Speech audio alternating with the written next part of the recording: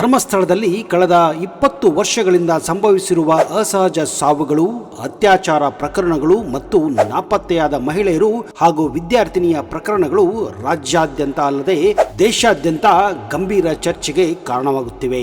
ಧರ್ಮಸ್ಥಳ ಭಾಗದಲ್ಲಿ ನೂರಾರು ಶವಗಳನ್ನ ಹೂತಿರುವುದಾಗಿ ವ್ಯಕ್ತಿಯೊಬ್ಬರು ನ್ಯಾಯಾಲಯದಲ್ಲಿ ಹೇಳಿಕೆಯನ್ನ ದಾಖಲೆ ಮಾಡಿದ್ದಾರೆ.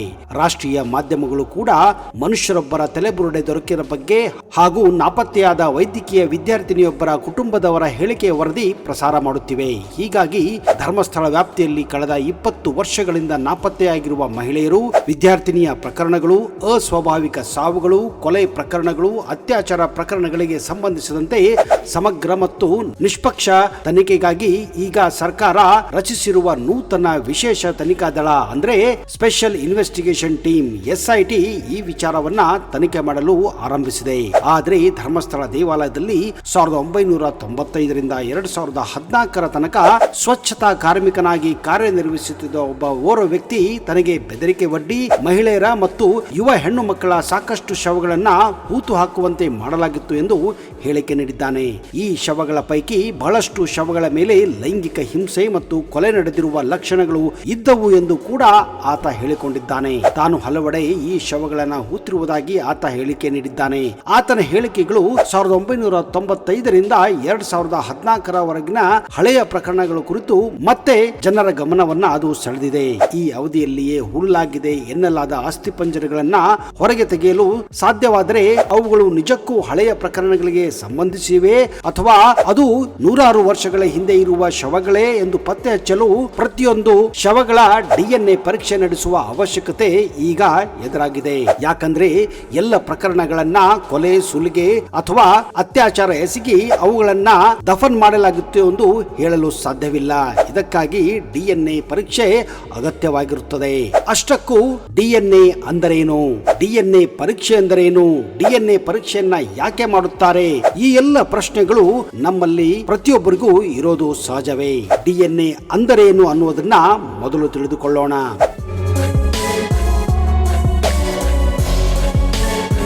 DNA ಎಂದರೆ ಡಿಆಕ್ಸಿರೈಬೋ ನ್ಯೂಕ್ಲಿಯಿಕ್ ಆಮ್ಲ. ಇದು ಎಲ್ಲ ಜೀವಿಗಳಲ್ಲಿಯೂ ಲಭ್ಯವಾಗಿರುವ ಒಂದು ವಿಶೇಷ ಕೋಡ್ ಆಗಿದೆ. ಎಲ್ಲಾ ಜೀವಿಗಳಲ್ಲೂ ಹಾಗೂ ಹಲವಾರು ವೈರಾಣುಗಳಲ್ಲಿ ಇರುವ ಪ್ರಧಾನ ಆನುವಂಶಿಕ ಜೈವಿಕ ಅಣುವಾಗಿದೆ. ಇದು ನಾವು ಯಾರು ಎಂಬುದನ್ನ ರೂಪಿಸುವ ಎಲ್ಲಾ ಸೂಚನೆಯನ್ನ ಅಂದ್ರೆ ನಮ್ಮ ಚರ್ಮದ ಬಣ್ಣ, ಎತ್ತರ ಅಷ್ಟೇ ಏಕೆ ನಮ್ಮ ಹವ್ಯಾಸಗಳನ್ನ ಕೂಡ ಇದು ಹೇಳಬಲ್ಲದು. ಬೆರಳಚ್ಚಿನ ರೀತಿಯಲ್ಲಿ ಪ್ರತಿಯೊಬ್ಬರ DNA ಸಹ ಭಿನ್ನವಾಗಿರುತ್ತದೆ.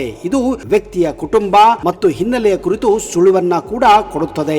ಸಾವಿನ ನಂತರವೂ DNA ಹಲ್ಲು, ಕಿವಿಯ ಬಳಿಯ ದಪ್ಪನೆಯ ಮೂಳೆಯಂತಹ ಗಟ್ಟಿಯಾದ ಭಾಗದಲ್ಲಿ ಉಳಿದಿರುತ್ತದೆ.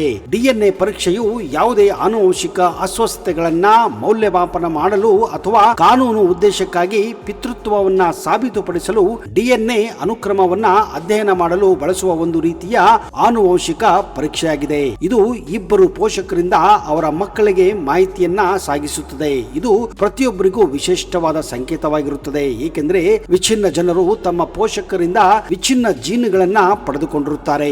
ವ್ಯಕ್ತಿಯ ಕುಟುಂಬದ ಇತಿಹಾಸವನ್ನ ಪತ್ತೆ ಹಚ್ಚಲು ಈ DNA ತುಂಬಾ ಸಹಾಯವಾಗುತ್ತದೆ. ಈ ಪರೀಕ್ಷೆಯು ಯಾವುದೇ ಅಡ್ಡ ಪರಿಣಾಮಗಳನ್ನ ಹೊಂದಿರುವುದಿಲ್ಲ, ಏಕೆಂದರೆ ಇದನ್ನ ಅಕ್ರಮಶೀಲವಲ್ಲದ ರೀತಿಯಲ್ಲಿ ನಡೆಸಬಹುದು. DNA ಪರೀಕ್ಷೆಯನ್ನ ಯಾವುದಕ್ಕೆಲ್ಲ ಬಳಸಲಾಗುತ್ತದೆ, ಅದರ ಉಪಯೋಗ ಏನು ಅನ್ನುವುದನ್ನ ತಿಳಿದುಕೊಳ್ಳೋದು ಅಷ್ಟೇ ಮುಖ್ಯ.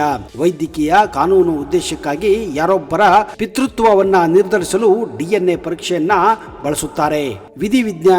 ವಿಜ್ಞಾನದಲ್ಲಿ ಅನುಮಾನಾಸ್ಪದ ಪರಿಸ್ಥಿತಿಯ ಸಂದರ್ಭದಲ್ಲಿ ಸಾಕ್ಷ್ಯವನ್ನ ಸಂಪರ್ಕಿಸಲು, ಯಾರೊಬ್ಬರ ವಂಶಾವಳಿಯನ್ನ ಪತ್ತೆ ಹಚ್ಚಲು, ಗರ್ಭಾವಸ್ಥೆಯಲ್ಲಿ ಹುಟ್ಟಲಿರುವ ಭ್ರೂಣದಲ್ಲಿ ಯಾವುದೇ ಆನುವಂಶಿಕ ಕಾಯಿಲೆಯನ್ನ ಪರೀಕ್ಷೆ ಮಾಡಲು, ಆನುವಂಶಿಕ ಕಾಯಿಲೆಗಳಿಗೆ ಔಷಧಿಯನ್ನ ಗುಣಪಡಿಸಲು ಈ DNAಯನ್ನ ಬಳಸಲಾಗುತ್ತದೆ. DNA ರೂಪವನ್ನ ಮೊದಲ ಬಾರಿ ಕಂಡುಹಿಡಿದ ವಿಜ್ಞಾನಿ ಜೇಮ್ಸ್ ವ್ಯಾಟ್ಸನ್ ಮತ್ತು ಫ್ರಾನ್ಸಿಸ್ ಕ್ರಿಕ್. ಇವರಿಗೆ 1956ರಲ್ಲಿ ನೊಬೆಲ್ ಪುರಸ್ಕಾರ ಕೂಡ ದೊರೆತಿದೆ.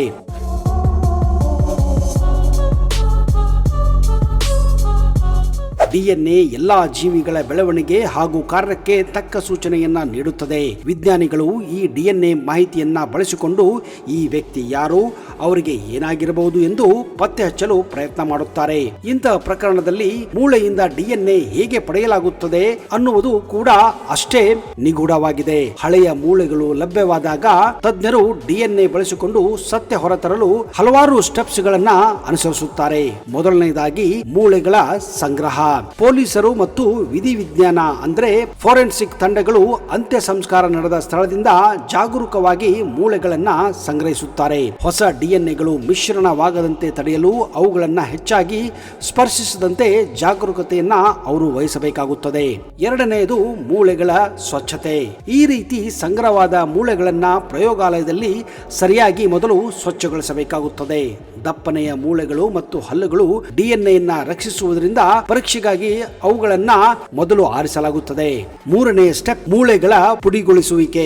ಈ ರೀತಿ ಆಯ್ಕೆ ಮಾಡಿದಂತಹ ಮೂಳೆಗಳನ್ನ ಬಳಿಕ ಪುಡಿ ಮಾಡಲಾಗುತ್ತದೆ. ಬಳಿಕ ಈ ಪುಡಿಯಿಂದ ಡಿಎನ್ಎಯನ್ನ ಹೊರತೆಗೆಯಲು ವಿಶೇಷ ರಾಸಾಯನಿಕವನ್ನ ಸೇರಿಸಲಾಗುತ್ತದೆ. ಇದಾದ ನಂತರ ಆ ಡಿಎನ್ಎಯನ್ನ ನಕಲು ಮಾಡಲಾಗುತ್ತದೆ. ಈ ರೀತಿ ಹಳೆಯ ಮೂಳೆಗಳಿಂದ ಸಂಗ್ರಹಿಸಲಾದ ಡಿಎನ್ಎ ದುರ್ಬಲವಾಗಿರುವ ಸಾಧ್ಯತೆಗಳು ಜಾಸ್ತಿ ಇರುತ್ತದೆ. ವಿಜ್ಞಾನಿಗಳು ಅವುಗಳ ಹಲವು ನಕಲು ನಿರ್ಮಿಸಲು ಪಿಸಿಆರ್ ಎಂಬ ಪ್ರಕ್ರಿಯೆಯನ್ನ ಬಳಸುತ್ತಾರೆ. ಇದು ಒಂದು ರೀತಿಯ ಹಳೆಯ ಸವಕಲಾದ ದಾಖಲೆಯ ಫೋಟೋಕಾಪಿ ಎಂದೇ ಹೇಳಬಹುದು. ಮುಂದೆ ಈ ಡಿಎನ್ಎಯನ್ನ ಅಧ್ಯಯನ ಮಾಡುತ್ತಾರೆ. ಇತ್ತೀಚೆಗೆ ಈ ಅಧ್ಯಯನ ಮಾಡಲು ಹಲವಾರು ಯಂತ್ರಗಳು, ಮಷೀನ್ಗಳು ಹಾಗೂ ಎಐ ಸಹಾಯವನ್ನು ಕೂಡ ಪಡೆಯಲಾಗುತ್ತದೆ. ಈ ಡಿಎನ್ಎಯನ್ನ ಉದ್ದನೆಯ ಅಕ್ಷರಗಳ ಸರಣಿಯಂತೆ ATCG ಓದುತ್ತಾ ಪ್ರೊಫೈಲ್ ನಿರ್ಮಾಣ ಮಾಡುತ್ತಾರೆ.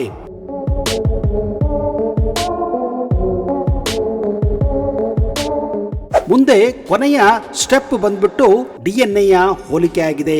ಈ ರೀತಿ ರಚಿಸಲಾದ ಡಿಎನ್ಎ ಪ್ರೊಫೈಲ್ ಅನ್ನ ಕಾಣೆಯಾಗಿರುವ ವ್ಯಕ್ತಿಗಳ ಸಂಬಂಧಿಕರ ಮಾದರಿಯೊಂದಿಗೆ ಹೋಲಿಸಿ ನೋಡಲಾಗುತ್ತದೆ. ಅತ್ಯಾಚಾರ, ಹತ್ಯೆ ಅಥವಾ ನೈಸರ್ಗಿಕ ಸಾವನ್ನ ಗುರುತಿಸಲು ಡಿಎನ್ಎ ನೆರವಾಗುತ್ತದೆ. ಡಿಎನ್ಎ ಕೇವಲ ಮೃತದೇಹ ಯಾರದ್ದು ಎಂದು ಪತ್ತೆ ಹಚ್ಚಲು ಮಾತ್ರ ನೆರವಾಗುವುದಿಲ್ಲ, ಬದಲಿಗೆ ಅವರ ಸಾವು ಹೇಗೆ ಸಂಭವಿಸಿತ್ತು ಎಂದು ತಿಳಿಯಲು ಕೂಡ ಇದು ಸಹಾಯ ಮಾಡುತ್ತದೆ. ಒಂದು ವೇಳೆ ಡಿಎನ್ಎ ಏನಾದರೂ ನಾಪತ್ತೆಯಾದ ವ್ಯಕ್ತಿಗೆ ಹೋಲಿಕೆಯಾದರೆ ಆ ವ್ಯಕ್ತಿಯ ಗುರುತು ಪತ್ತೆಯಾಗುತ್ತದೆ. ಮೂಳೆಗಳಲ್ಲಿ ಏನಾದರೂ ಕತ್ತರಿಸಿದ, ಮುರಿದಂತಹ ಗಾಯಗಳು ಅಥವಾ ಗುರುತುಗಳಿದ್ದರೆ ಅದನ್ನು ಕೊಲೆ ಎನ್ನಬಹುದು. ಒಂದು ವೇಳೆ ಮೂಳೆಗಳು ಸ್ವಚ್ಛವಾಗಿದ್ದು ಯಾವುದೇ ಗಾಯದ ಗುರುತುಗಳು ಇರದೆ ಹೋದರೆ ಅವುಗಳನ್ನ ಸಹಜ ಸಾವು ಎಂದು ಡಿಸೈಡ್ ಮಾಡಬಹುದು. ಕೆಲವು ಪ್ರಕರಣಗಳಲ್ಲಿ ಮೂಳೆಗಳಲ್ಲಿ ಅಥವಾ ಬಟ್ಟೆಗಳಲ್ಲಿ ವೀರ್ಯ, ಚರ್ಮದ ಕೋಶಗಳು ಪತ್ತೆಯಾಗುವ ಸಾಧ್ಯತೆಗಳಿವೆ. ಇದು ಲೈಂಗಿಕ ಹಿಂಸೆಯ ಸಾಧ್ಯತೆಯನ್ನ ತೋರಿಸುತ್ತದೆ. ಕೆಲವು ಬಾರಿ ಡಿಎನ್ಎ ಕಾಯಿಲೆ ಅಥವಾ ವಿಷಪ್ರಾಶನ ಲಕ್ಷಣಗಳನ್ನು ಕೂಡ ತೋರಿಸುತ್ತದೆ. ವೈದ್ಯರಿಗೆ ಮೃತ ವ್ಯಕ್ತಿ ಅನಾರೋಗ್ಯದ ಕಾರಣದಿಂದ ಸಾವನ್ನಪ್ಪಿರಬಹುದು ಎಂದು ಗುರುತಿಸಲು ಇದು ಸಾಧ್ಯವಾಗುತ್ತದೆ. ಇದು ಡಿಎನ್ಎ ಪರೀಕ್ಷೆ ಹೆಚ್ಚಾಗಿ ಅಪರಾಧವನ್ನ ಸಾಬೀತುಪಡಿಸಲು ಬಳಸಲಾಗುತ್ತದೆ. ಡಿಎನ್ಎ ಮತ್ತು ಮೂಳೆಗಳಲ್ಲಿನ ಗಾಯದ ಗುರುತುಗಳು ಸಾವಿಗೀಡಾದ ವ್ಯಕ್ತಿ ಅತ್ಯಾಚಾರ ಅಥವಾ ಹತ್ಯೆಗೆ ಒಳಗಾಗಿದ್ದಾನೆ ಎಂದು ಗುರುತಿಸಲು ನೆರವಾಗುತ್ತದೆ. ಒಂದು ವೇಳೆ ಬಹಳಷ್ಟು ಅಸ್ಥಿಪಂಜರಗಳಲ್ಲಿ ಒಂದೇ ರೀತಿಯ ವಿಧಾನ ಕಂಡು ಬಂದರೆ ಆಗ ಯೋಜಿತ ಅಪರಾಧ ನಡೆದಿರುವ ಸಾಧ್ಯತೆಗಳು ದಟ್ಟವಾಗಿರುತ್ತವೆ. ಇದು ಸಾಬೀತಾದರೆ ಮುಂದಿನ ದಿನಗಳಲ್ಲಿ ಇಂತಹ ಅಪರಾಧಿಗಳಿಂದ ಅಮಾಯಕರನ್ನ ರಕ್ಷಿಸಲು ಸಾಧ್ಯವಾಗುತ್ತದೆ. ಇನ್ನೊಂದು ಮುಖ್ಯ ವಿಷಯವೇನೆಂದರೆ ಮೃತರಿಗೆ ಗೌರವ ಸಲ್ಲಿಸಲು ಇದು ಸಹಾಯ ಮಾಡುತ್ತದೆ. ಮೃತದೇಹಗಳನ್ನು ಗುರುತಿಸಲು ಸಾಧ್ಯವಾಗದೆ ಇದ್ದಾಗ ಅವರ ಕುಟುಂಬಸ್ಥರು ಅಂತ್ಯ ಸಂಸ್ಕಾರ ಮಾಡಲು ಈ ಡಿಎನ್ಎ ನೆರವು ಪಡೆಯಬೇಕಾಗುತ್ತದೆ.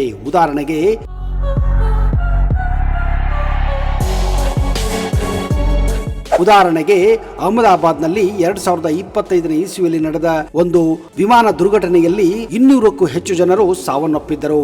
ಆಗ ಅಲ್ಲಿ ಸಿಕ್ಕಂತಹ ಮೂಳೆಗಳು ಛಿದ್ರವಾಗಿದ್ದವು. ಯಾವ ಮೂಳೆಗಳು ಯಾವ ಮನುಷ್ಯನಿಗೆ ಸಂಬಂಧಪಟ್ಟಿದೆ ಅಂತ ಪತ್ತೆ ಹಚ್ಚಲು ಈ ಡಿಎನ್ಎ ನೆರವಾಗಿತ್ತು. ಆದ್ರೆ ಡಿಎನ್ಎ ಪರೀಕ್ಷೆ ಮಾಡಲು ಹಲವಾರು ಸವಾಲುಗಳು ಕೂಡ ಇವೆ. ಹಳೆಯ ಮೂಳೆಗಳ ಡಿಎನ್ಎ ಪರೀಕ್ಷೆ ನಡೆಸುವುದು ಅಷ್ಟೊಂದು ಸುಲಭವಲ್ಲ. ಪ್ರಾಕೃತಿಕವಾಗಿ ಹೆಚ್ಚಿನ ಆರ್ದ್ರತೆಯು ವಾತಾವರಣದಲ್ಲಿ ಹೊಂದಿರುತ್ತದೆ. ಮಾಡುತ್ತದೆ. ಇದು ಡಿಎನ್ಎಯನ್ನ ವೇಗವಾಗಿ ಹಾಳು ಮಾಡುತ್ತದೆ. ಒಂದು ವೇಳೆ ಶವಗಳನ್ನ ಭೂತ ಜಾಗವನ್ನ ಜಾಗರೂಕತವಾಗಿ ತೋಡದಿದ್ದರೆ ಹೊಸ ಡಿಎನ್ಎಗಳು ಮಿಶ್ರಣವಾಗಿ ಪರೀಕ್ಷೆಯನ್ನ ಹಾಳು ಮಾಡುವ ಸಾಧ್ಯತೆ ಇರುತ್ತದೆ. ಪರೀಕ್ಷೆಗಾಗಿ ಸ್ವಚ್ಛ ಪ್ರಯೋಗಾಲಯಗಳು, ನುರಿತ ತಜ್ಞರು, ಹೈಟೆಕ್ ಯಂತ್ರಗಳ ಅವಶ್ಯಕತೆ ತುಂಬಾ ಇದೆ. ಕುಟುಂಬಸ್ಥ ಸದಸ್ಯರು ಡಿಎನ್ಎ ಮಾದರಿ ನೀಡುವ ಅಗತ್ಯವಿದ್ದು ಇದು ಭಾವನಾತ್ಮಕವಾಗಿ ಕಷ್ಟವಾಗುತ್ತದೆ. ಯಾಕಂದ್ರೆ ಒಬ್ಬ ಸತ್ತ ವ್ಯಕ್ತಿಗೂ ಹಾಗೂ ಬದುಕಿರುವ ವ್ಯಕ್ತಿಗೂ ಯಾವ ಸಂಬಂಧ ಇದೆ ಅಂತ ಕಂಡುಹಿಡಿಯಲು ಬದುಕಿರುವ ವ್ಯಕ್ತಿಯ ಡಿಎನ್ಎ ಹಾಗೂ ಸತ್ತ ವ್ಯಕ್ತಿಯ ಡಿಎನ್ಎ ಮ್ಯಾಚ್ ಮಾಡಬೇಕಾಗುತ್ತದೆ. ಹೀಗಾಗಿ ಕೆಲವೊಮ್ಮೆ ಇಂತಹ ಸಂಕಷ್ಟಗಳು ಡಿಎನ್ಎ ಪರೀಕ್ಷೆ ಮಾಡುವುದರಲ್ಲಿ ಎದುರಾಗುತ್ತವೆ. ಬದುಕಿದ್ದಾಗಲೂ ಕೂಡ ಡಿಎನ್ಎ ಪರೀಕ್ಷೆ ಮಾಡಬಹುದಾಗಿದೆ. ಹೀಗೆ ಮಾಡಬೇಕಾದರೆ ಪರೀಕ್ಷೆಯ ಸಮಯದಲ್ಲಿ ನಿಮ್ಮ ದೇಹದಿಂದ ಮಾದರಿಯನ್ನ ಡಿಎನ್ಎ ಪರೀಕ್ಷೆಗೆ ತೆಗೆದುಕೊಳ್ಳಬಹುದು. ಈ ಒಂದು ಪರೀಕ್ಷೆ ಹೆಚ್ಚಾಗಿ ಅನೈತಿಕ ಸಂಬಂಧ ಹೊಂದಿ ಮಗು ಹುಟ್ಟಿದಾಗ ಅದರ ತಂದೆ ಯಾರು ಅಥವಾ ತಾಯಿ ಯಾರು ಅಂತ ಕಂಡುಹಿಡಿಯಲು ಬದುಕಿದ್ದಾಗ ಇಂತಹ ಡಿಎನ್ಎ ಪರೀಕ್ಷೆಗಳು ನಡೆಯುತ್ತವೆ. ಸಾಮಾನ್ಯವಾಗಿ ಇದನ್ನ ಕೆನ್ನೆಯ ಸ್ವಾಬ್ ಮೂಲಕ, ನಿಮ್ಮ ಕೂದಲು ಅಥವಾ ಉಗುರುಗಳಿಂದ, ರಕ್ತ, ವೀರ್ಯ, ಬೆವರು ಮುಂತಾದ ದೇಹದ ದ್ರವದಿಂದ ತೆಗೆದುಕೊಳ್ಳಬಹುದು. ನಂತರ ಇದನ್ನ ಪ್ರಯೋಗಾಲಯಕ್ಕೆ ತೆಗೆದುಕೊಂಡು ಹೆಚ್ಚಿನ ವಿಶ್ಲೇಷಣೆಗಾಗಿ ಕೆಲವು ರಾಸಾಯನಿಕದೊಂದಿಗೆ ಚಿಕಿತ್ಸೆ ಮಾಡಲಾಗುತ್ತದೆ. ಅಷ್ಟಕ್ಕೂ ಭಾರತದಲ್ಲಿ ಡಿಎನ್ಎ ಪರೀಕ್ಷೆ ಕಾನೂನು ಬದ್ಧವಾಗಿದೆ ಎನ್ನುವ ಪ್ರಶ್ನೆ ನಿಮಗೆ ಕಾಡಬಹುದು.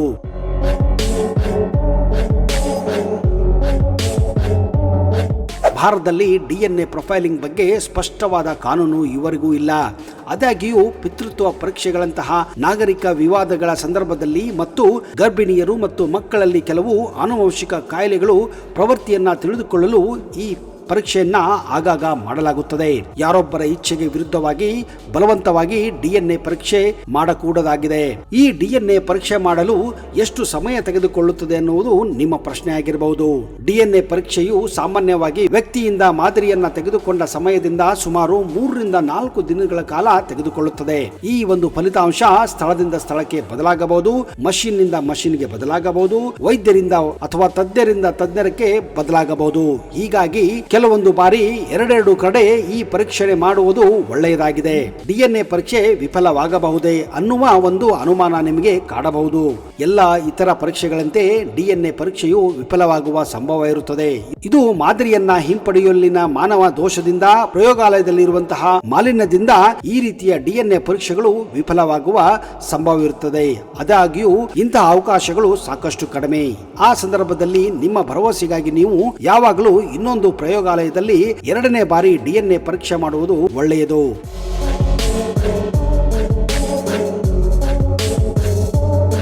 ಸ್ನೇಹಿತರೆ, ನೋಡಿದಿರಾ ಡಿಎನ್ಎ ಅಂದರೆ ಏನು? ಡಿಎನ್ಎ ಪರೀಕ್ಷೆ ಯಾಕೆ ಮಾಡಲಾಗುತ್ತದೆ? ಡಿಎನ್ಎ ಪರೀಕ್ಷೆಯಿಂದ ಆಗುವ ಲಾಭಗಳೇನು?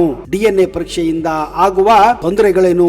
ಈ ಎಲ್ಲ ವಿಷಯಗಳನ್ನ ಈ ಒಂದು ವಿಡಿಯೋ ಮೂಲಕ ನಿಮಗೆ ತಿಳಿಸಲಾಗಿದೆ. ನಿಜಕ್ಕೂ ಈ ವಿಡಿಯೋ ನಿಮಗೆ ಇಷ್ಟವಾದರೆ ಈಗಲೇ ಈ ವಿಡಿಯೋನ ಲೈಕ್ ಮಾಡಿ ಹಾಗೂ ಕಮೆಂಟ್ ಮಾಡಿ.